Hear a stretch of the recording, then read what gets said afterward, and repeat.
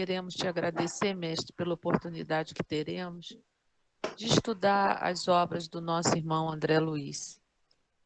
E queremos te rogar e agradecer ao Espírito, agora Espírito Francisco Cândido Xavier, por ter sido, Senhor, o veículo dessa obra que tantas informações nos traz.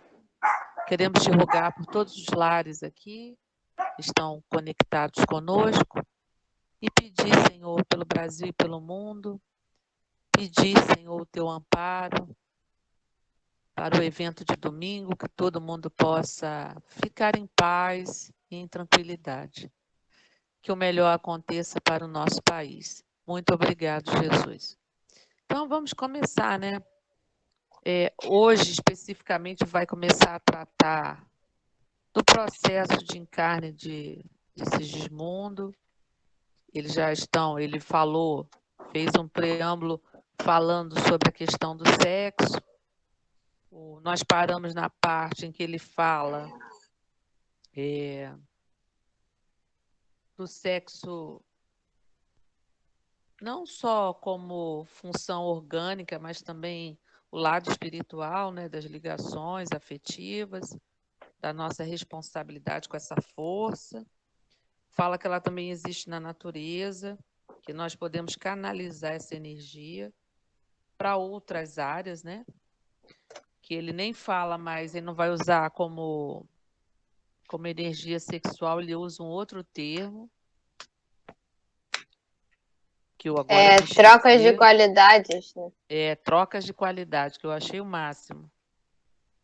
E vai mostrando, né? Essa troca de qualidade, principalmente em relação ao sexo com espíritos mais elevados, né? Que não tem essa parte física, que a parte física muitas vezes nos assemelha aos animais, né? Que muitas pessoas têm relações sexuais, como os animais têm também, né? Mas que não há essa troca de qualidades e ele dá continuidade a isso. Então, eu parei e imprimiu. Então, é isso mesmo. Então, quem gostaria de ler? É Alexandre falando aí. Pode começar? Pode começar. Vamos lá. Imprimiu Alexandre pequeno intervalo à palestra e, em seguida, abanando a cabeça significativamente, observou: não há criação sem fecundação. As formas físicas descendem das uniões físicas. As construções espirituais procedem das uniões espirituais. A obra do universo é filha de Deus. O sexo, portanto, como qualidade positiva ou passiva dos princípios e dos seres, é manifestação cósmica em todos os círculos evolutivos, até que venhamos a atingir o campo da harmonia perfeita, onde essas qualidades se equilibram no seio da divindade. Não ousei quebrar o silêncio que se seguiu. O venerando instrutor, engolfado em profundos pensamentos, não mais voltou ao assunto, compelindo-me talvez a meditações mais edificantes.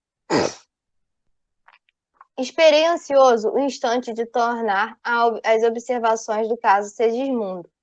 O estudo que encetara era verdadeiramente fascinador. Foi por isso, com justificada alegria, que recebi o convite de Alexandre para o regresso ao lar de Adelino. O bondoso orientador alegava que era preciso visitar o casal e o amigo em processo reencarnacionista, na véspera da primeira ligação com a matéria orgânica. Chegados à moradia, nossa conhecida, encontramos Herculano e Segismundo em companhia de outras entidades. Alexandre informou-me tratar-se de espíritos construtores que iam cooperar na formação fetal do nosso amigo. Como da outra vez, banhava-se um ninho doméstico na luz crepuscular, mantendo-se a pequena família no mesmo ato de refeição. Adelino, porém, demonstrava diferente posição espiritual. Cercava o claro ambiente de otimismo, delicadeza e alegria. Meu amável instrutor, muito satisfeito com a nova situação, passou a examinar os mapas cromossômicos, com a assistência dos construtores presentes. Em vão, procurava compreender aqueles caracteres singulares, semelhantes a pequeninos arabescos, francamente indecifráveis ao meu olhar. Alexandre, porém, sempre gentil e benevolente, acentuou: esse não é um estudo que você possa entender, por enquanto. Estou examinando a geografia dos genes das estrias cromossômicas a fim de certificar-me até que ponto poderemos colaborar em favor de nosso amigo Segismundo, com recursos magnéticos para a organização das propriedades hereditárias. Conformei-me e passei a observar Segismundo, que parecia extenuado, abatido. Não conseguia manter-se sentado. Assistido pela dedicação de Herculano, conversava dificilmente conosco, estirado numa cama em grande prostração. Demonstrava-se satisfeito com a minha simpatia fraternal e, enquanto os demais lhe estudavam a situação, entretive com ele conversação rápida que me deu a conhecer, mais uma vez, a penosa impressão dos que se encontram no limiar da nova experiência terrestre. Já tive mais animado, disse-me ele triste. Entretanto, agora falece minha energia. Sinto-me fraco, incapacitado.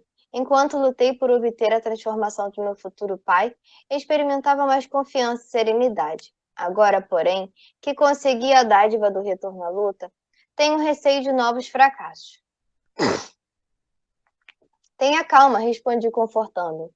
A sua oportunidade de redenção é das melhores. Além disso, muitos companheiros segui-lo-ão de perto, colaborando em seu êxito no porvir. O interlocutor sorriu com dificuldade e observou.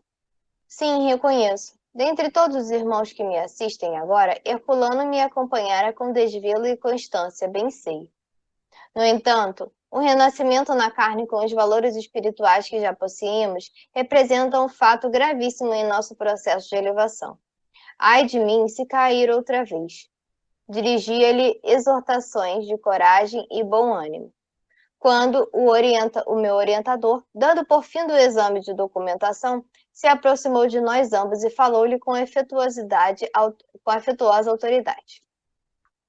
Segismundo, é incrível que desfaleça no momento culminante de suas atuais realizações.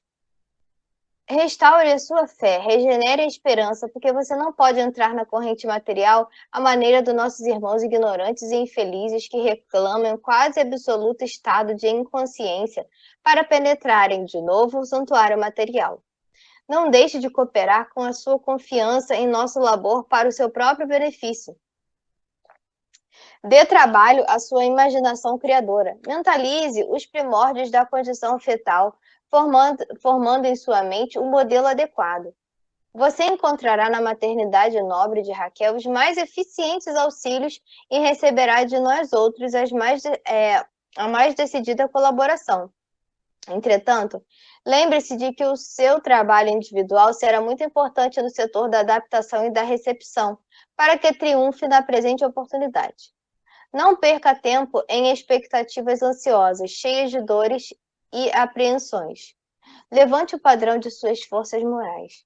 Segismundo ouviu respeitosa advertência. Reconheci que as palavras reconfortantes de Alexandre se fizeram surgir de maravilhoso efeito. Segismundo melhorou repentinamente, esforçando-se por alijar a carga de preocupações inúteis. Impressionando com o esclarecimento do prestimoso mentor, não hesitei em dirigir-lhe nova consulta. Existe, então, perguntei sob forte interesse, aqueles que reencarnam inconsciente do ato que realizam? Certamente, respondeu ele solícito. Assim também como desencarnam diariamente na crosta milhares de pessoas sem a menor noção do ato que experimentam. Somente as almas educadas têm compreensão real da verdadeira situação que se lhes apresenta em frente da morte do corpo. Do mesmo modo, aqui a maioria dos que retomam a existência corporal na esfera do globo é magnetizada pelos benfeitores espirituais que lhes organizam novas tarefas redentoras. E quantos recebem semelhante auxílio são conduzidos ao templo material de carne como crianças adormecidas.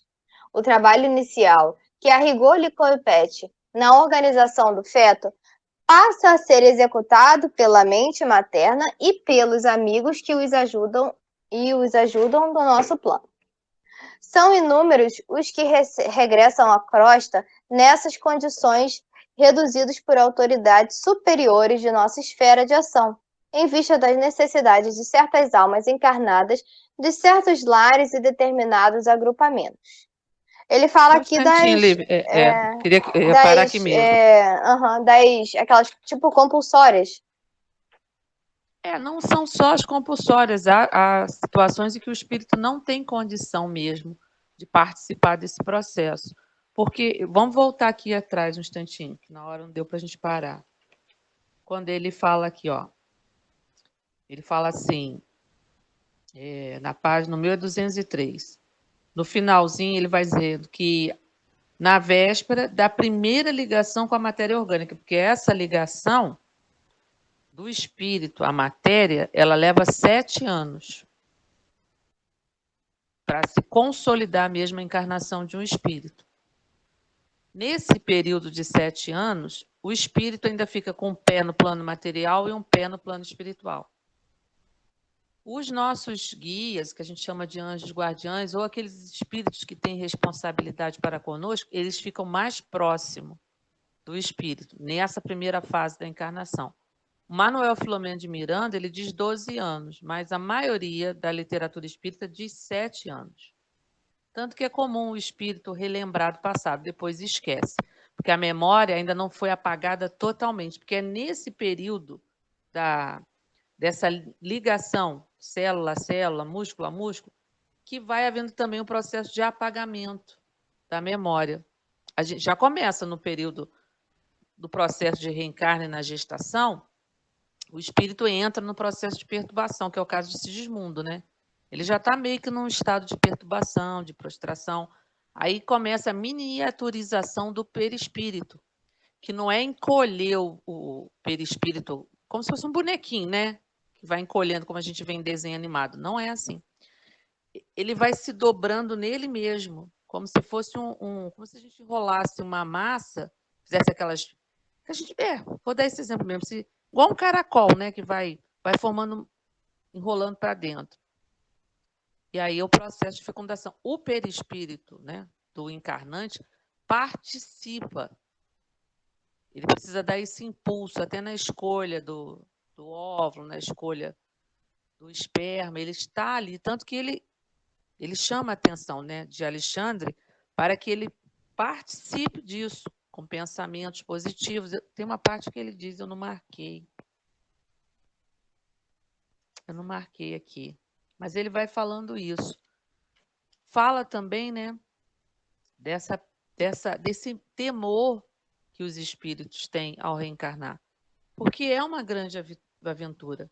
Por mais que se tenha um planejamento, é igual uma viagem, né? A gente planeja fazer uma viagem.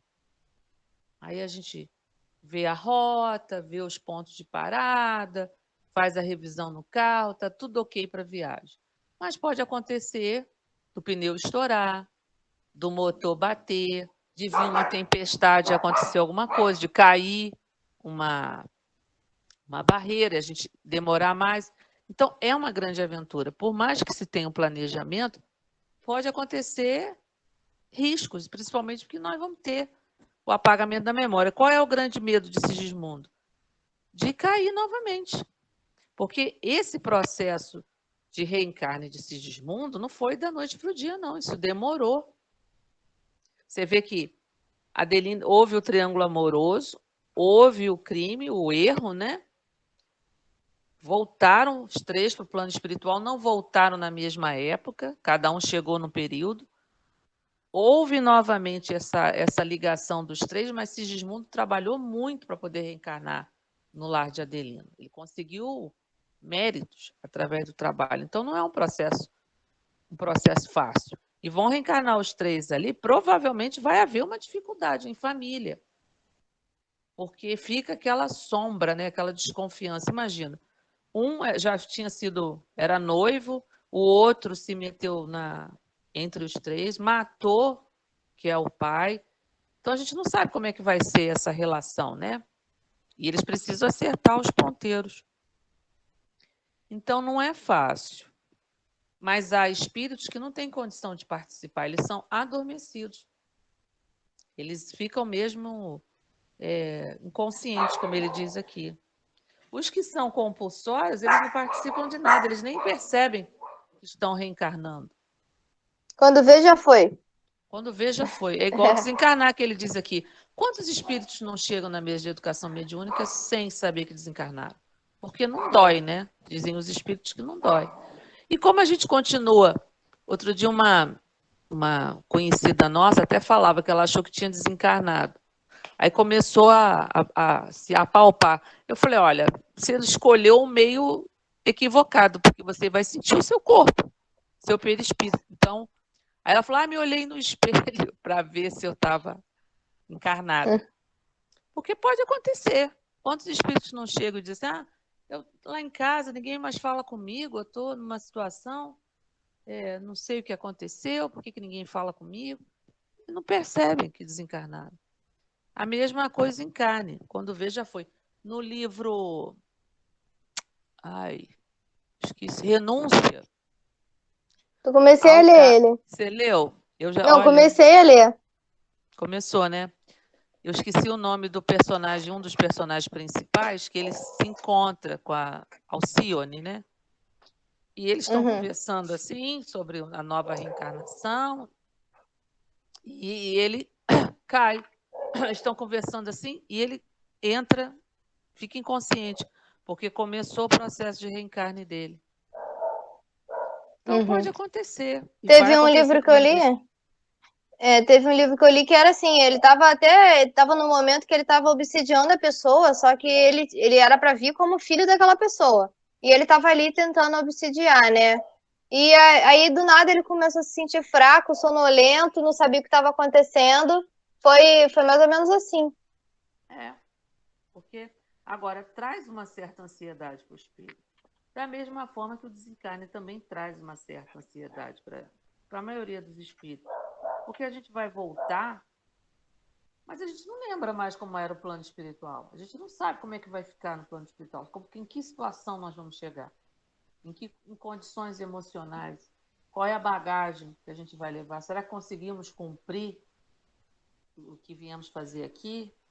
Ou saímos com mais débito? É complicado. E ele precisa entrar nessa psicosfera materna. E é difícil saber isso, né? É difícil, a gente não tem como. Por exemplo, o Sigismundo, ele vai ter que entrar, porque a mãe, ela fica como que médium do espírito. Ela sente aquele companheiro, a maioria das mães sabem qual é o sexo do bebê, elas sonham, elas veem, às vezes, aquele espírito antes de reencarnar. Sonhei que uma menina, uma pessoa, uma mulher, sei lá, uma menina, né? Disse que vai nascer como minha filha. Mas às vezes a pessoa não está nem pensando. Em um belo dia nasce a menina, diz, nossa, mas é a cara do bebê que eu sou. Eu sempre pensei nessa criança. Tem mãe que já tem o nome do filho desde pequena, desde menina. O pai é mais difícil, mas a mãe sonha com aquele bebê, já tem até nome. Então é sempre um processo muito complicado, né? Você vê que vem um grupo para dar suporte a Sigismundo. O Herculano, né, vai dar suporte para ele até um certo período, porque eles não ficam conosco o tempo todo. Quando é criança, eles estão mais perto. É comum a gente dizer assim, nossa, mas o anjo da guarda dessa criança é muito forte. Esse menino dá muito trabalho ao anjo da guarda, essa menina dá muito trabalho ao anjo da guarda. E tem mesmo, tem esses irmãos que ajudam, né, no processo. É isso, vamos continuar então. Se ninguém quiser falar mais nada. A explicação não podia ser mais lógica, e, uma vez ainda, admirei no amoroso amigo o dom da clareza e da simplicidade. Demoramo-nos por mais algum tempo, naquele ninho acolhedor, e ao despedir-se quase à meia-noite, após reconfortar o espírito de Segismundo, Alexandre dirigiu-se a Herculano e aos construtores nesses termos. Voltaremos na noite de amanhã para a ligação inicial, fazendo a entrega de nosso Voltaremos na noite de amanhã para a ligação inicial, fazendo a entrega de nosso irmão reencarnante aos nossos amigos. Um dos espíritos construtores que parecia o chefe do grupo em operações abraçou comovidamente e falou: Contamos com seu concurso para a divisão da cromatina no útero materno. Com muito prazer, redarguiu bem-humorado. Voltando a outras ocupações, não continha as ideias novas que a experiência de Segismundo despertava em mim. Como seria feito o auxílio naquelas circunstâncias? Raquel estaria consciente de nossa colaboração? Como interpretaria o casal as atividades de nosso plano, caso viesse a conhecer a extensão de nossa tarefa? Alexandre, porém, incumbiu-se de interromper minhas indagações interiores, acrescentando como se estivesse ouvindo os meus pensamentos. Em caso dessa natureza, André, a nossa intervenção desenvolve-se com a mesma santidade que caracteriza o concurso de um médico responsável e honesto, ao praticar a intervenção no parto comum. A modelagem fetal e o desenvolvimento do embrião obedecem às leis físicas naturais, qual ocorre na organização de formas em nossos reinos da natureza. Mas em todos esses fenômenos, os ascendentes de cooperação espiritual coexistem com as leis de acordo com os planos de evolução e resgate. Nosso concurso, portanto, em processos tais, é uma das tarefas mais comuns.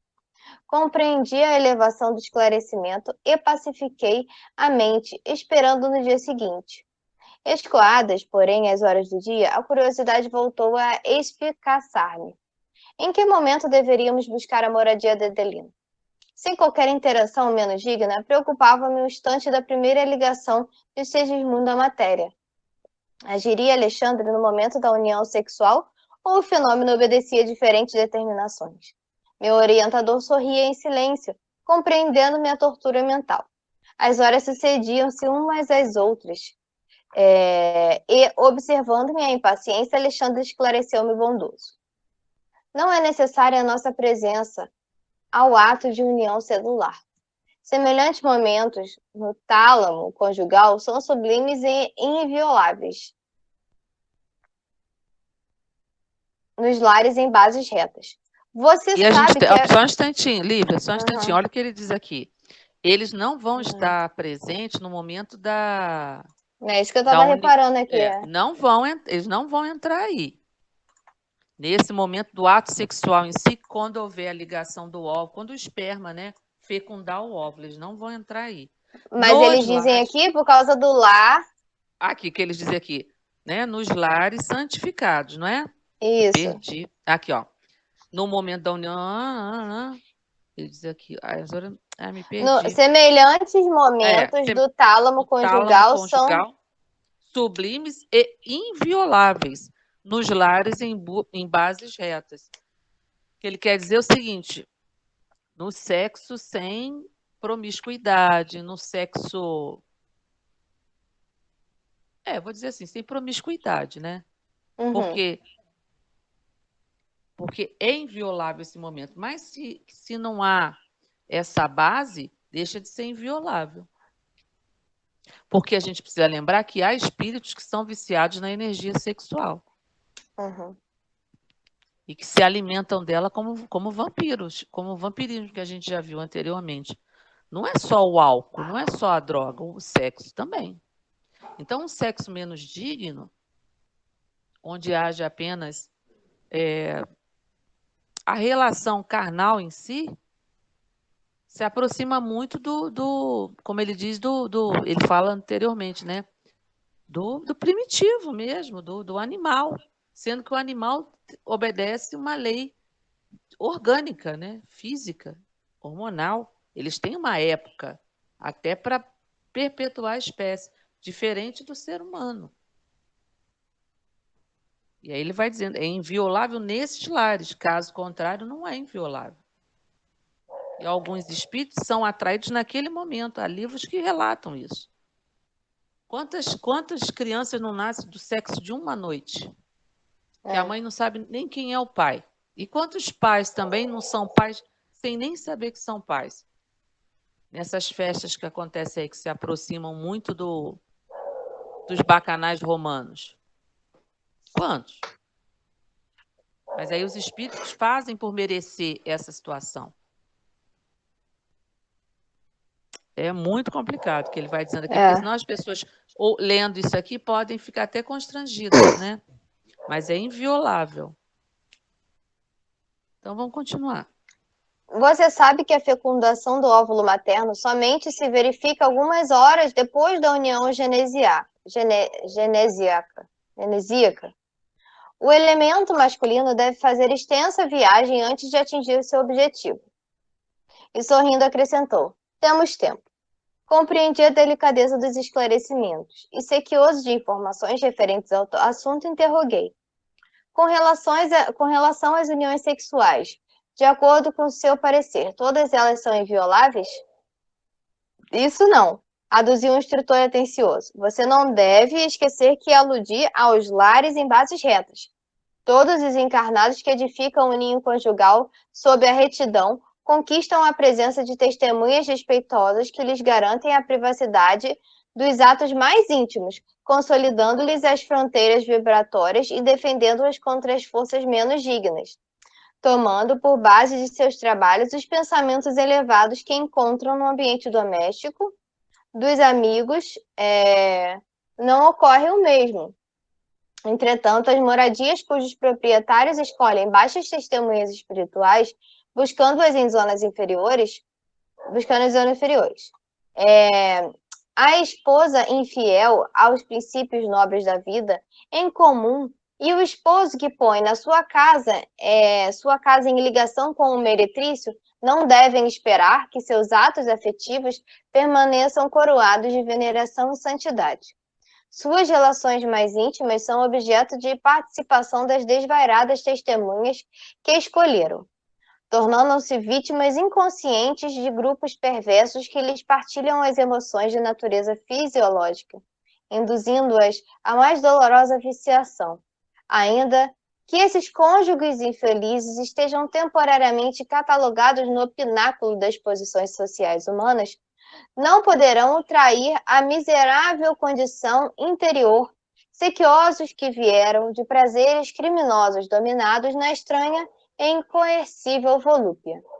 Então, aí a parceria é maior, a gente chama porque a gente atrai, porque há uma proteção. Quando dois seres estão, como ele diz aqui, em bases retas, há uma proteção para que esses espíritos não venham e não se alimentem dessa energia. Agora, se não há essas bases retas, quando um só dos cônjuges não mantém essa base, o outro como que suplementa isso. Uhum. Não é? Porque às vezes um é o que burla, o que vacila, o que viola essa santidade. Nós até Uhum. vimos isso anteriormente no caso daquele que sai a mãe, a filha, Isso. não é? Que o rapaz é viciado, ele traz até na área genésica aqueles vibriões. Que ele estava querendo ser médium e não conseguia por conta disso.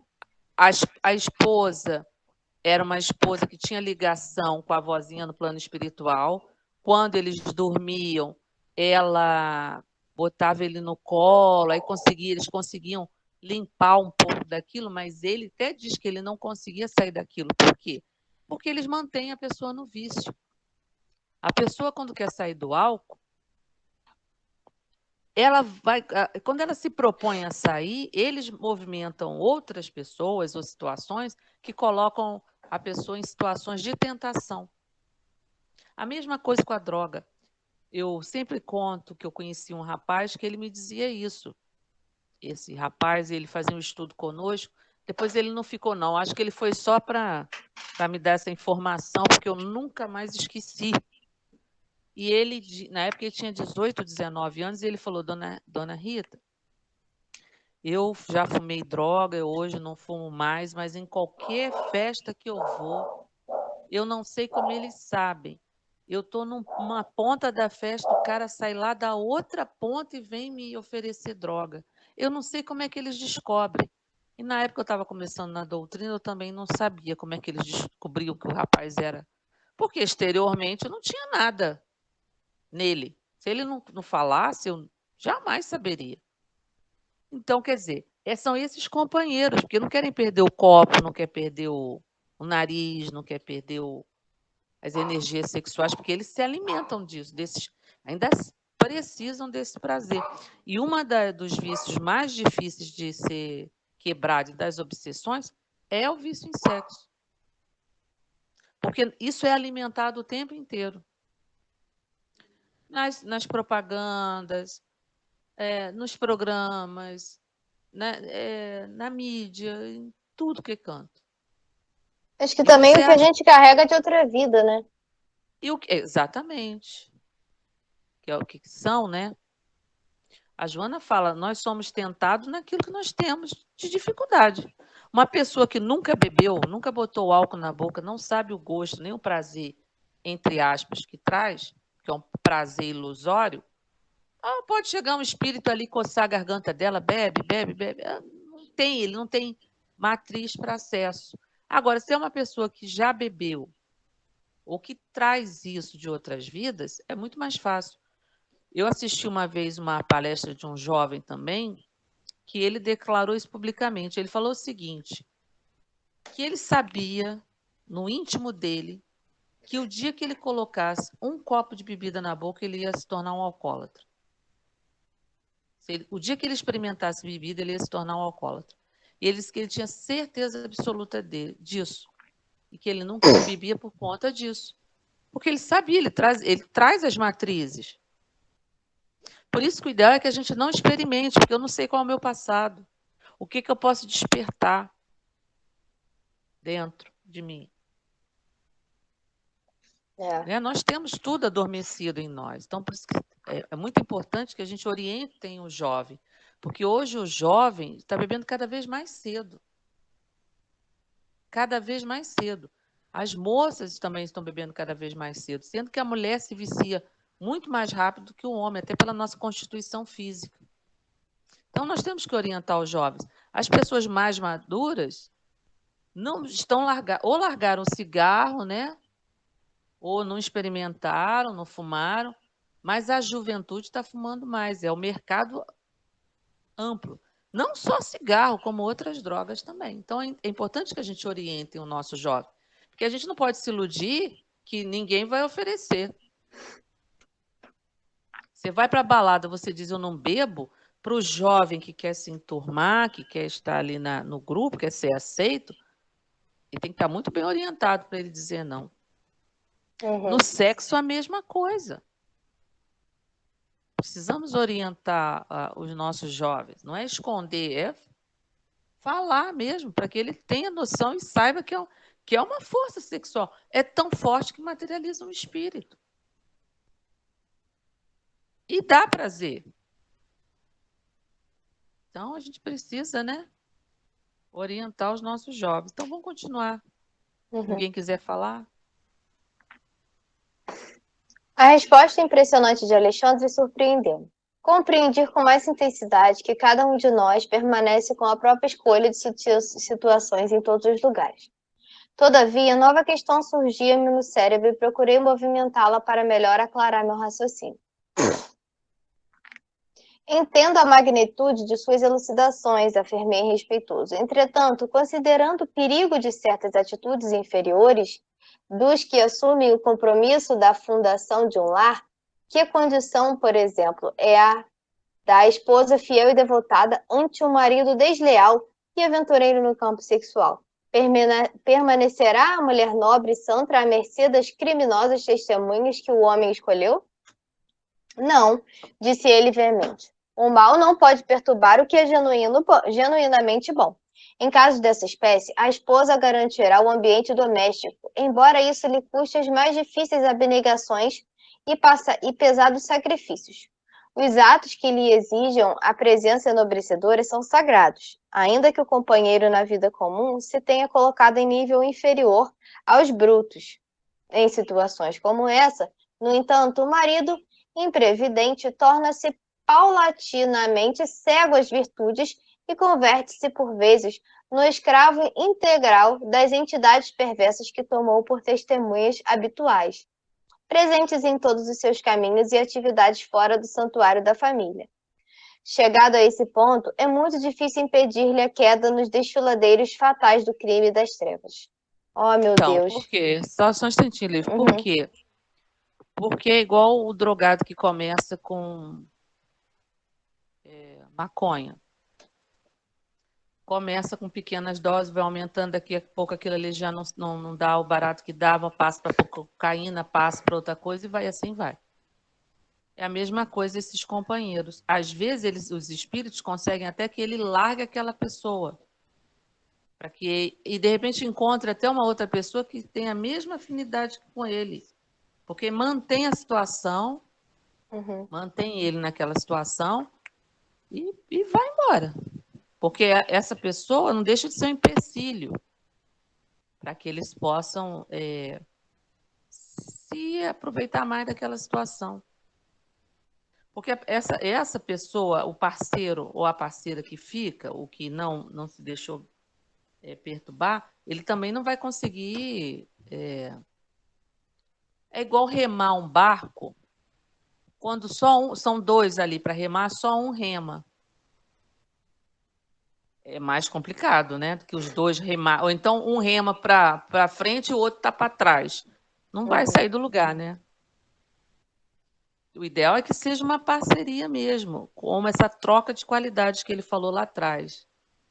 Numa situação dessa é bem complicado. É isso. E quantos lares não estão vivenciando isso, né? Muitos, Gita, muitos. Muitos, muitos. Sabe por quê? As uniões, eu percebo, as uniões elas não são assim por companheirismo. Muitas são por comodidade, por status, sabe? Eu vejo muito isso. E por interesses que vão passar, por exemplo, o dinheiro acaba. Sim. Pode acabar. A beleza vai mudar. O corpo vai mudar. Se você casou porque a pessoa tinha uma plástica excelente que te atraía, se for só isso, você vai ficar a pé no meio do caminho. Se não tiver algo mais. Porque as pessoas acham que a paixão tem que estar o tempo todo, e não vai ser assim. No final, o que vai ficar é o companheirismo, é a amizade. Porque Exato. por mais que você tome Viagra, se você não tiver libido, não adianta você tomar Viagra. Porque não vai funcionar. Assim também como um dos maiores problemas hoje também, você repara em muitas mulheres, a falta de libido também. Também acredito que deve ter algum viés dessa característica. Eu não tenho muita informação como é que está isso, né, para as mulheres. Mas a vida estressante que as mulheres estão levando, né? Cortisol aumenta. Os remédios também, muitas mulheres estão tomando, até para manter a plástica, tomando essas bombas por aí para ter um corpo, a loucura que está para manter o corpo. Não que você não deva tomar conta e cuidar do seu corpo, não é isso que eu estou dizendo. Estou dizendo que tudo em excesso faz mal. Se eu só me preocupo com o lado material, que é uma coisa assim, que não seja voltada para a saúde, para a sua melhora, para o bem-estar, cria um problema muito sério.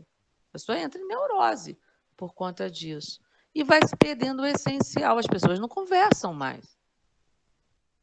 Você viu que na pandemia, o que mais foi relatado foi o susto dos casais de não se reconhecerem mais. Por quê? Chega em casa tarde, não tem tempo de conversar, às vezes é aquele tumulto com os filhos, um não sabe da vida do outro, sabe muito pouco, só se veem para passear, para isso, mas não conversam, não sabe. Não, e pior quando você escuta pessoas falando assim, ai, graças a Deus, que não sei o quê. Sabe, deveria ser um prazer estar junto. E não dar graças a Deus, né? O ideal que fosse assim, né? Eu estar bem do lado daquela pessoa e ter o que conversar. Sim. Mas hoje você vê casais falando, ai, graças a Deus que foi embora, graças a Deus que voltou a trabalhar, entendeu?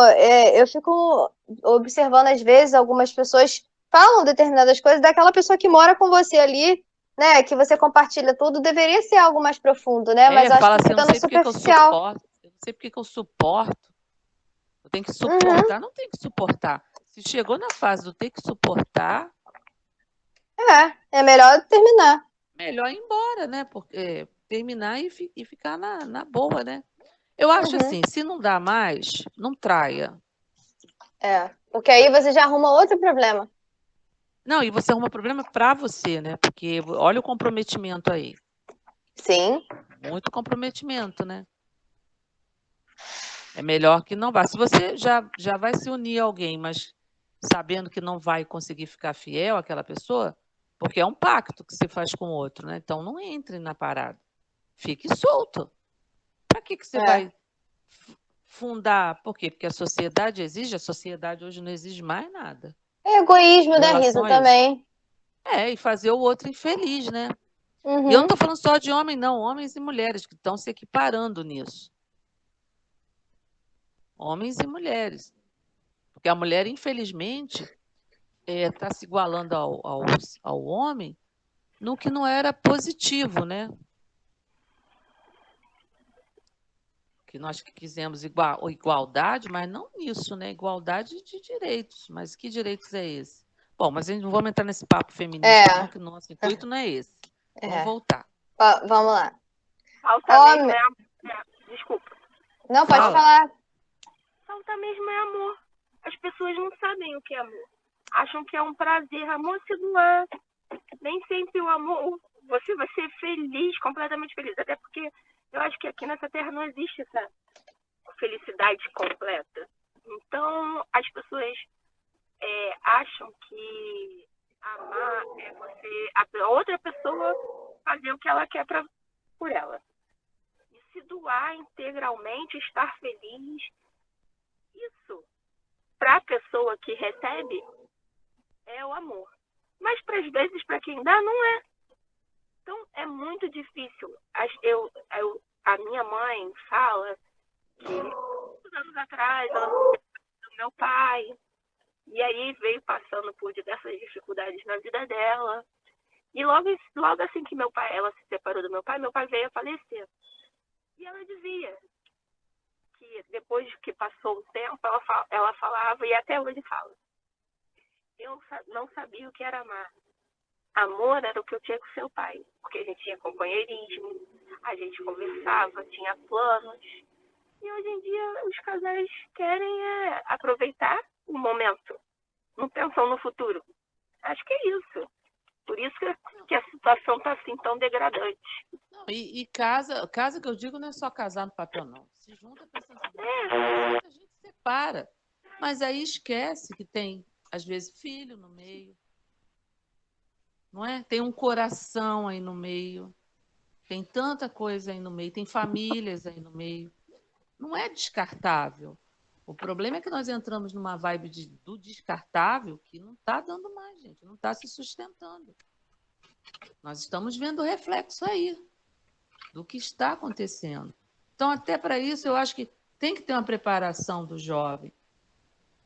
Porque hoje tem muito test drive, né? Antigamente não tinha. Vou morar com ele, se não der certo, a gente separa. E vem outro, e outro, e outro. E por aí vai. Mas e o que vai ficando no meio do caminho? Porque às vezes eu não combinei com o outro. Eu não falei para o outro, olha, nós estamos só testando, viu? Não se apega muito, não, porque eu posso te largar a qualquer momento.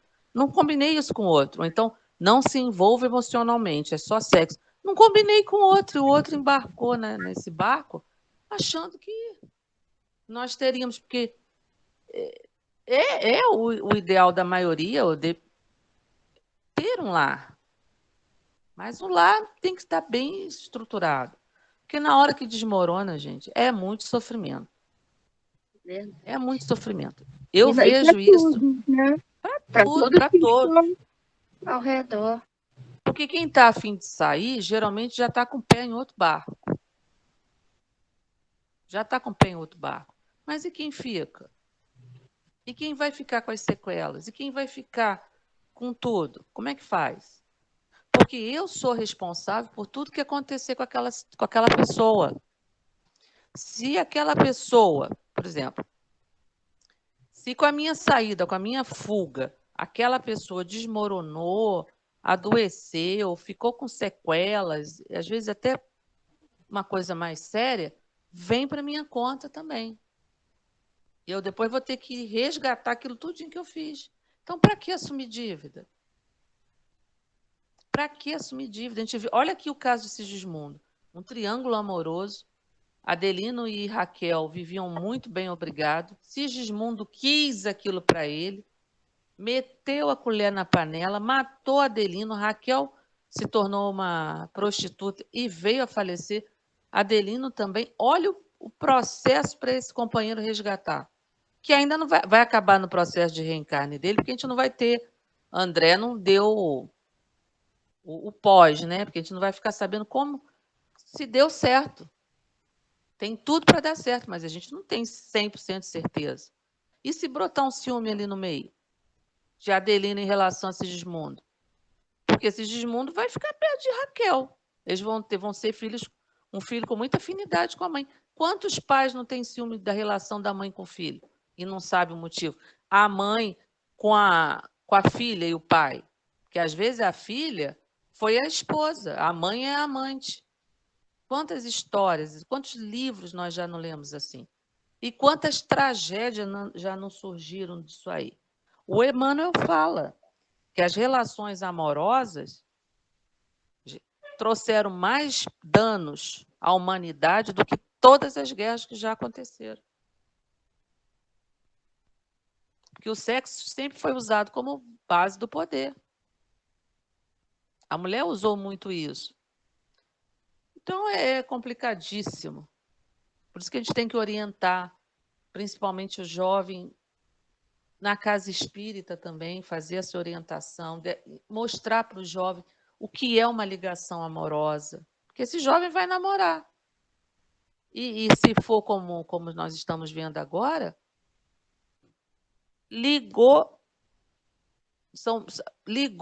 né? Eu tive uma ligação com aquela pessoa, eu estou vinculada, de certa forma, com aquela pessoa. Mesmo que Você não vê, vá à né? frente. Ó, o próximo, a gente está estudando agora lá na Mocidade, né? Relações sociais. Aí vai vir um tema que fala sobre o compromisso afetivo, né? Ó, é mais ou menos isso que a gente trata também, né? Tá falando E aqui. aconselho vocês, quer dizer, se a gente pode aconselhar, né? Mas aconselho vocês se debruçarem por mais tempo nesse tema. Não passar batido, não. Falar mesmo, pedir para que eles falem, que eles tragam testemunho da escola, das colegas, dos colegas. Porque o jovem é muito estimulado a isso, gente. Eles estão namorando cada vez mais, as crianças estão despertando o que é uma infelicidade cada vez mais cedo para isso. E não tem maturidade nem física, nem emocional para isso. Ó, daqui a pouco vai acabar a nossa chamada, Lívia. Eu não sei nem onde a gente parou. Eu vou ler só até aqui, porque vai fechar Isso, essa conversa. Fecha, por favor. Tá. Oh, meu Deus, exclamei, quanto trabalho esperando o concurso das almas corajosas. Quanta ignorância a ser vencida. Você diz bem, acrescentou o orientador gravemente. Porque, de fato, a maioria das tragédias conjugais se transfere para além túmulo, criando pavorosos infernos para aqueles que as vivem na crosta do mundo. É muito doloroso observar a extensão dos crimes perpetrados na existência carnal. E aí, dos desprevenidos que não se esforçam a tempo no sentido de combater as paixões baixas. Angustioso lhes é aqui o despertar. Calei-me e Alexandre pensativo entrou também em silêncio profundo, dando-me a entender suas admiráveis faculdades de concentração. Aí acaba aqui, porque depois vai chegar eles vão chegar lá, já está chegando a hora Acaba chegar aqui. na casa dele. É porque o André tem experiência nessa área, porque ele desencarnou com sífilis, então ninguém pega sífilis tomando sorvete, né? Então ele desencarnou com sífilis. É dito isso em nosso lar. O pai do André estava numa zona inferior umbralina com 2 amantes. enroscados os três, como se fosse um parafuso. A irmã de André também não estava, a gente não sabe o motivo, mas também não estava numa situação. A única que conseguiu naquele lá ficar numa situação confortável foi a Laura, que é a mãe deles, Uhum. que estava numa zona superior. Tanto que ela vem, Laura, a mãe, vem para ser esposa novamente do pai do André e receber as duas amantes como filha. Eu sempre penso como é que não deve ter sido esse lá.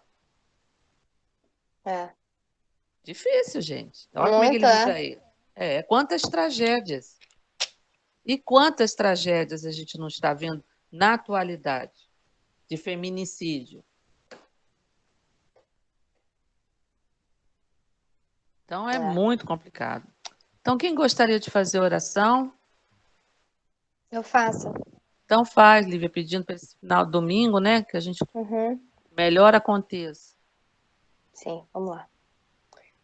Senhor Jesus, nosso mestre, amigo, companheiro, agradecemos por suas palavras deixadas até nós, pelos seus trabalhadores. Agradecemos por esse estudo e por nossas vidas, Senhor. Temos muito que te pedir para o nosso avanço do mundo. Especialmente hoje pedimos, Senhor, pelas eleições que irão acontecer no domingo, onde o Brasil está temeroso, todos nós estamos temerosos, onde sentimentos estão sendo conflituosos entre raiva, esperança, alegria, ansiedade. Que o resultado que saia desse domingo seja o melhor para o nosso povo, para nós, para a nossa sociedade, Senhor. E que aqueles que irão governar possam ter a consciência do peso das decisões em suas mãos, Senhor. Muito temos a te agradecer. Que assim seja. Graças a Deus.